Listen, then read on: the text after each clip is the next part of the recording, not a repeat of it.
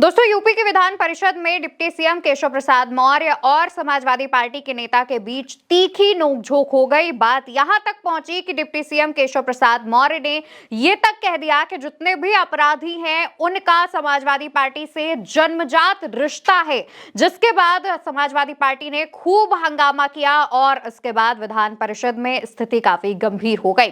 दरअसल पूरे मामले की शुरुआत होती है विधान परिषद की अपनी जो पूरी कार्यवाही है वो चल रही थी। इसी दौरान नेता प्रतिपक्ष लाल बिहारी यादव बात रखते हैं।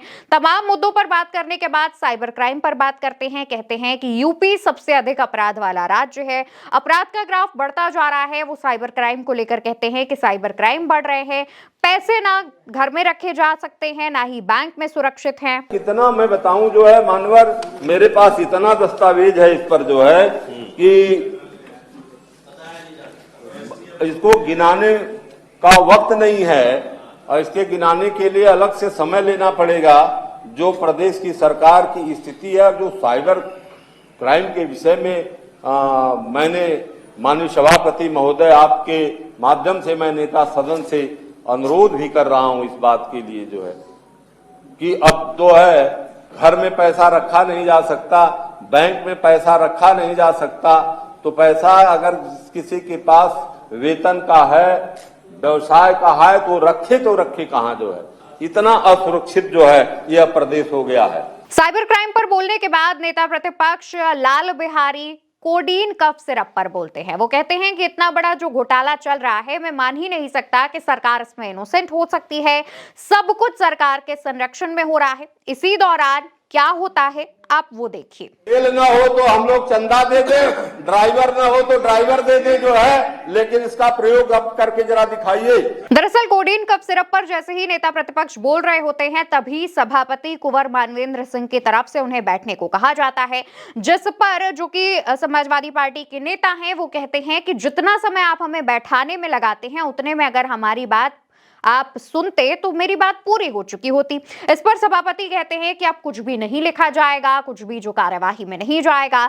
इसके बाद सपा एमएलसी कहते हैं कि आपके बुलडोजर में तेल ना हो तो हम तेल का पैसा दे दें, ड्राइवर ना हो तो ड्राइवर दे दें। दोस्तों, लाल बिहारी अपनी ये बात पूरी करने के बाद बैठ जाते हैं और फिर नेता सदन यानी विधान परिषद में नेता सदन जो है वो डिप्टी सीएम केशव प्रसाद मौर्य हैं। तो वो जो है इन तमाम सवालों के जवाब देने के लिए खड़े होते हैं और अपने जवाब की शुरुआत करते हैं कि जब सूप बोले तो बोले, छलनी भी क्या बोले, जिसमें 72 छेद। और इसके बाद वो समाजवादी पार्टी पर आरोप लगा देते हैं जिसका लाल बिहारी जो है विरोध करते हैं। जब सूप बोले तो बोले, चलनी भी बोले, जिसके 72 छेद होते हैं तो शांत रहिए बाकी लोग, वह थोड़ा किसी को हजम नहीं होगा।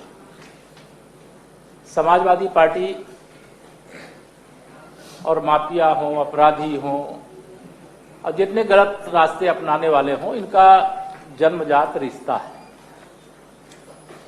गलत अगर सर नहीं बैठिए लाल बिहारी, मैं आप जब लाल बिहारी बैठिए, लाल बिहारी बैठिए। के प्रति अगर आप इस तरह से आरोप लगाएंगे मानवर सभापति महोदय, तो मेरे जैसा व्यक्ति जो है बर्दाश्त नहीं कर पाएगा।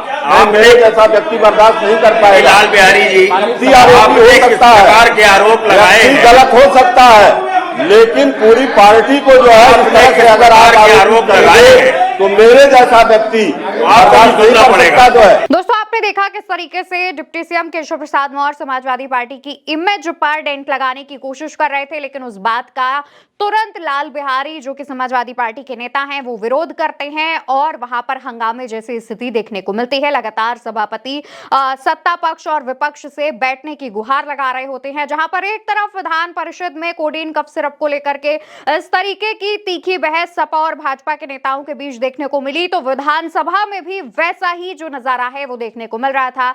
समाजवादी पार्टी ने कफ सिरप कांड पर जमकर हंगामा किया। तमाम जो नेता हैं वो वेल तक पहुंच आए थे। ये तस्वीर निकलकर सामने आई है। कई समाजवादी पार्टी के नेता आपको लाल रंग की टोपी में नजर आ रहे होंगे जो कि खड़े होकर अपनी ही जगह से विरोध प्रदर्शन कर रहे हैं। कोडीन कफ सिरप का मामला लगातार बढ़ता जा रहा है। देश की संसद में भी यह मामला उठा था और उत्तर प्रदेश में भी इस मामले को लेकर लगातार आवाज उठाई जा रही है। इसको लेकर के सरकार अब काफी बचाव के पक्ष में आ गई है, लेकिन दूसरी तरफ यह मामला बढ़ता जा रहा है।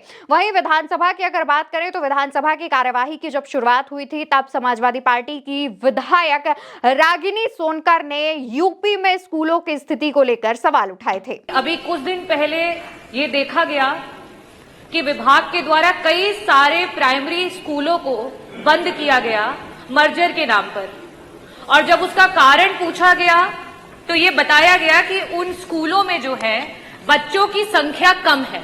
तो मेरा प्रश्न जो था मंत्री जी से ये था कि सरकार ने विगत 9 वर्षों में बच्चों की संख्या बढ़ाने के लिए क्या कोई योजना बनाई थी, और अगर कोई कार्य किया था जिससे कि प्राइमरी स्कूलों में बच्चे बढ़ सके तो उस योजना की वजह से क्या लाभ हुआ और कितने बच्चे बढ़े। दोस्तों, रागिनी सोनकर सिर्फ यही नहीं रुकती है, सरकार से और भी कई मसलों पर सवाल पूछती हैं, सरकार पर निशाना साधती हैं, सरकार को घेरने का काम भी करती हैं।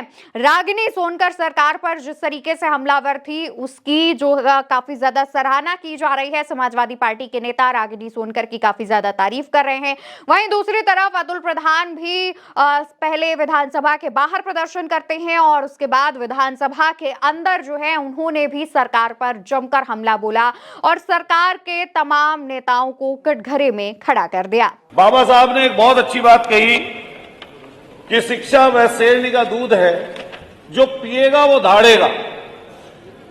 बाबा साहब भीमराव अंबेडकर जी ने, जिन्होंने हमें संविधान दिया, उन्होंने हमेशा शिक्षा पर जोर दिया।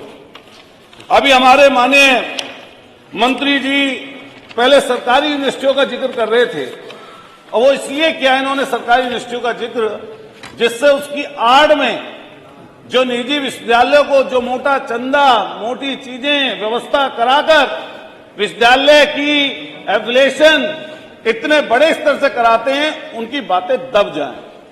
लेकिन ये दबेंगी नहीं।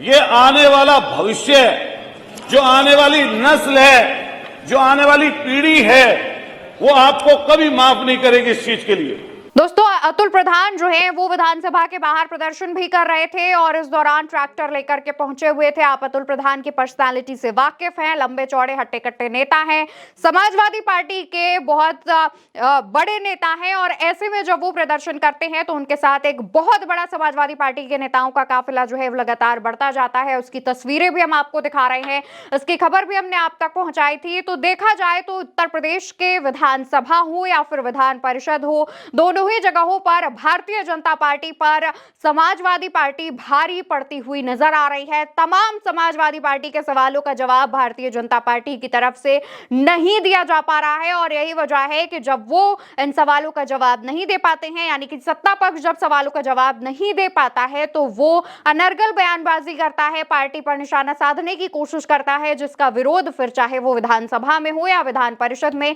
देखने को मिलता है। बताते चले कि आज उत्तर प्रदेश विधानसभा सदन के तीसरे दिन की कार्यवाही जो है वो चल रही थी। इस दौरान छोटी मोटी जो हंगामेदार घटनाएं हैं वो देखने को मिली, जहां पर समाजवादी पार्टी की तरफ से कई बातों पर विरोध किया गया, कई बातों पर कई सवालों पर जवाब मांगा गया। तो हंगामेदार रहा आज का विधानसभा और विधान परिषद का जो दिन था। अब आगे आने वाले समय में देखना होगा कि और क्या क्या चीजें निकलकर सामने आती हैं। फिलहाल अगले दिन आखिरी दिन की कार्यवाही होगी, देखना होगा कि तब क्या क्या सवालों के जवाब सत्ता पक्ष की तरफ से दिए जाते हैं। फिलहाल के लिए हमारे इस वीडियो में इतना ही। नमस्कार।